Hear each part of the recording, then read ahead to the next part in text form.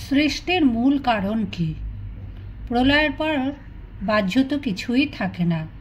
এ সংসার স্থূল থেকে সূক্ষ্মে, সূক্ষ্ম থেকে কারণে, কারণ থেকে মহাকারণে লয় হয়।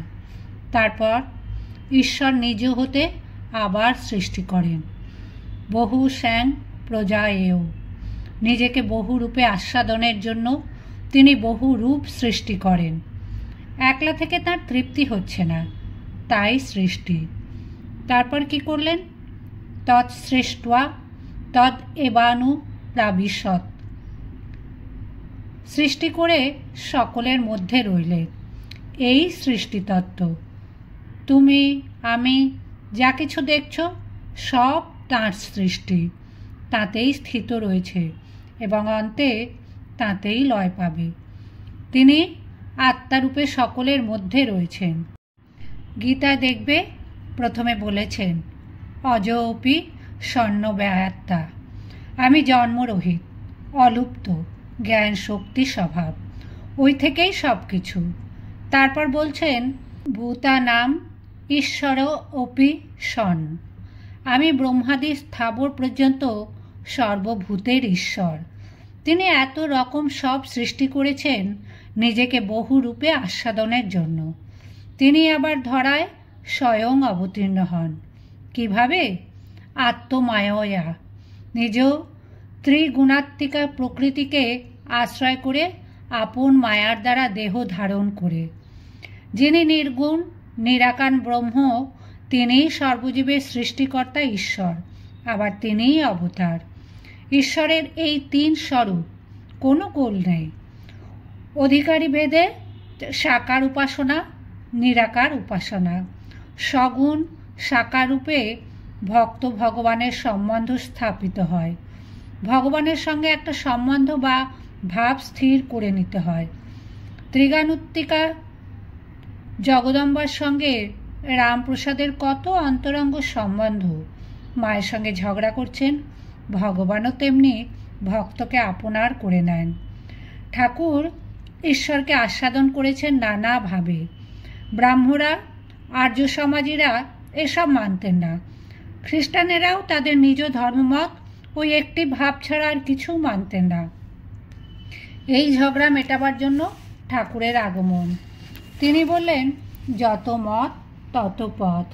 তার এই বাণী স্বামীজি চিকাগো ধর্মসভায় গিয়ে বললেন। প্রাচীন ভারতের যত রকম সাধনা আছে, বেদ বেদান্ত উপনিষদে ঠাকুর সব সাধন করলেন। আবার বর্তমানের যত রকম সাধনা, তাও করে প্রাচীন এবং নবীনের যোগ সাধন করে ধর্ম প্রতিষ্ঠা করলেন। ঠাকুর সেই প্রাচীন কৃষ্টির মূর্ত বিগ্রহ, আর স্বামীজি বর্তমানের আধুনিক দর্শন বিজ্ঞানের শ্রেষ্ঠ প্রতিনিধি। ঠাকুর এবার এসে জগৎকে তিনটি বড় বড় ভাব দিয়ে গেছেন। প্রথমে তাঁর সমন্বয় ভাবটি দেখো। পলাশির যুদ্ধের 1757 খ্রিস্টাব্দের পর ইংরেজরা ধীরে ধীরে ভারতে আধিপত্য বিস্তার করল। 1836 খ্রিস্টাব্দে ঠাকুরের আবির্ভাব। দক্ষিণেশ্বরে এলেন, চলল তাঁর সাধনা। সে সাধনার তুলনা ইতিহাসে পাওয়া যায় না। জোরের সঙ্গে বলতে পারি, সাধনার দ্বারা সত্য অনুভূতি করে সর্বধর্ম সমন্বয় তিনিই করে গেছেন। তার আগমন কোনো একটা সম্প্রদায় স্থাপন করবার জন্য নয়। বাহ্য দৃষ্টিতে তিনি ছিলেন সামান্য একজন পূজারী, 5 টাকা মাইনে, আর বছরে বরাদ্দ 3 জোড়া ধুতি, দাম 4.5 টাকা। সভ্য সমাজে অপাংতেও। আর আজ দেখো পৃথিবীর বড় বড় দার্শনিকগণ তার ভাব গ্রহণ করছেন, তার নাম জপ করছেন। দেখো পাগল পূজারীর মধ্যে কি মহাশক্তি! সাক্ষাৎ ভগবান কথা বলছেন যে লোক মাথা পেতে নেবে না। ঠাকুরের আবির্ভাবের প্রাক্কাল। কলকাতায় সে সময় ধর্ম নিয়ে খুব আলোড়ন চলছে। মহানগরের বুদ্ধিজীবীদের ওপর খ্রিস্টান মিশনারিদের দারুণ প্রভাব। মিশনারিরা শুধু যে ধর্ম প্রচার করতেন তা নয়, কলেজে প্রফেসরিও করতেন। তাদের লেকচার শুনে যুবকগণ একেবারে মেতে যেত। তারা যা বলতেন ছেলেরা তাই মানত। তারা শিখল ভারতের ধর্মে যা কিছু আছে সব কুসংস্কার। কত ছেলে খ্রিস্টান হয়ে গেল, আবার ব্রাহ্ম সমাজের সদস্যদের একটা ফরম সই করতে হতো, আমি মূর্তি পূজা মানি না ইত্যাদি বলে। তখন আর একদিকে আর্য সমাজ, চারিদিকে নানা সম্প্রদায়, এইরূপ বিরোধ চলছে। তখন ঠাকুর এলেন দক্ষিণেশ্বরে ভবতারিণীর পূজারী হয়ে। বলছেন, মা দেখা দে। সরল প্রাণে ব্যাকুল হয়ে মাকে ডাকছেন। 12 বছর অভূতপূর্ব সাধনা করে তিনি দেখলেন যত মত তত পথ। কেশববাবুকে বললেন, এই যে মূর্তি পূজা নিয়ে ঝগড়া, এসব অজ্ঞানের কথা। আমাদের এত কৃষ্টি রয়েছে, কিন্তু একটি বিলেতি ছাপ না হলে আমরা তার কিছুই নিই না। কজন মনীষীর নাম জিজ্ঞাসা করলে অনেকে তো সাহেবদের নাম বলবে, ঋষিদের নাম করবে কেউ? যখন চিকাগো ধর্মসভায় স্বামী বিবেকানন্দ ঠাকুরের বাণী প্রচার করলেন, তখন ভারতবাসী ভাবতে লাগলো, কে এই আশ্চর্য বক্তা? বহুরূপীর গল্পে ঠাকুর সাকার নিরাকার তত্ত্ব কেমন বোঝালেন। বহুরূপী গিরগিটি কখনো লাল, কখনো সবুজ, কখনো হলদে, নানা রং ধরে, আবার কখনো একেবারেই রং নেই। বেশিরভাগ লোক বহুরূপীর এক একটা রং দেখে, ভাবে সেটাই একমাত্র সত্য, কিন্তু ওই গাছতলায় যে থাকে সেই সব রকম দেখতে পায়। গাছতলার লোকটি কে? ঠাকুর স্বয়ং। আর একটা সুন্দর রূপক বললেন, একজনের একটা রঙের গামলা ছিল, সেই গামলার এমন আশ্চর্য গুণ, যে লোক যে রঙে ছোপাতে চাইতো সেই রঙেই কাপড় ছুপে যেত। একজন চালাক লোক এসে গামলার মালিককে বলে, তুমি নিজে যে রঙে রঙেছ আমায় সেই রঙটি দাও। রং মানে ভাব। ঠাকুরের কাছে শাক্ত আসছেন, ব্রাহ্ম আসছেন বৈষ্ণব। তিনি তার অনুভূতি নিয়ে বসে আছেন, যে যেমন চায় তাকে সেইভাবে ভরে দিচ্ছেন। তার এই সমন্বয় ভাবটি এগিয়ে আসছে, চারদিকে একটা আলোড়ন চলছে। জমি পরিষ্কার হলেই সমাজে সমন্বয় ভাব প্রতিষ্ঠিত হবে, সব ধর্মমত জানতে হবে, মানতে হবে। লোকে এখন দিন দিন এই ভাব নিচ্ছে, আমরা এক। শুধু মুখে বললে হবে না, বাইরে একত্র পাতা পেতে বসে খেলেও হবে না, ভেতর থেকে অন্তরে অন্তরে এক হতে হবে। ঠাকুরের আরেকটি ভাব, নারী জাতিতে মাতৃবুদ্ধি। মাতৃভাবের জাগরণের জন্য তিনি এসেছিলেন। দেখো, প্রথমেই মা মা বলে কেঁদে অস্থির, রোগ করে মাকে দর্শন করলেন, তখন কত আনন্দ।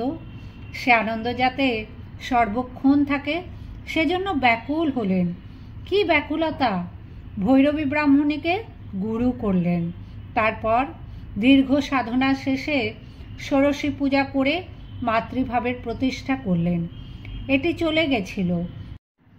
প্রথমে এক স্বামীজি বুঝেছিলেন ষোড়শী পূজার উদ্দেশ্য মাতৃভাবের জাগরণ, তাই তিনি নিবেদিতাকে আনলেন মেয়েদের স্কুল করবেন বলে।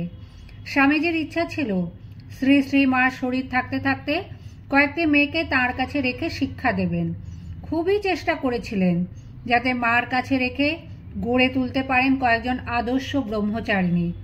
তখন তেমন মেয়েরা এলো না সমাজ থেকে। স্বামীজি লিখে গেছেন, গঙ্গার অপর তীরে মেয়েদের একটি মঠ হবে। তিনি সত্য সংকল্প পুরুষ। সেই মঠ এখন হয়েছে। কত কোয়ালিফাইড মেয়েরা এসে সেখানে যোগদান করছেন। তারা ভারতে ও বহির্বিশ্বে বেদান্ত প্রচার করবেন। ক্রমশ সমগ্র নারী জাতিকে মাতৃভাবে উদ্বুদ্ধ করতে হবে। ঠাকুরের তৃতীয় ভাবটি হল শিব জ্ঞানে জীব সেবা। বঙ্কিমবাবুকে বললেন, আমি এক হাতে টাকা আর এক হাতে মাটি নিয়ে টাকা মাটি, মাটি টাকা বলে দুটোই জলে ফেলে দিয়েছিলাম। বঙ্কিমবাবু শুনে বলেন, মহাশয়, 4টে পয়সা থাকলে গরিবকে দেওয়া যায়, টাকা যদি মাটি, তাহলে দয়া পরোপকার করা হবে না? ঠাকুর একটু চুপ করে থেকে ভাবে বললেন, দয়া পরোপকার, তোমার সাধ্য কি যে তুমি পরোপকার করো? সংসারী ব্যক্তি নিষ্কামভাবে যদি কাউকে দান করে, সে নিজের উপকারের জন্য, পরোপকারের জন্য নয়। সর্বভূতে হরি রয়েছেন, তাঁরই সেবা করা হয়। সর্বভূতে হরির সেবা যদি কেউ করে, আর যদি মান যশ চায় না, স্বর্গ চায় না, প্রত্যুৎপকার চায় না, এইভাবে যদি সেবা করে, তাহলে যথার্থ অনাসক্ত কর্ম করা হয়। এরই নাম কর্মযোগ। এই কর্মযোগ ঈশ্বর লাভের একটি পথ। বঙ্কিমবাবু শুনে অবাক।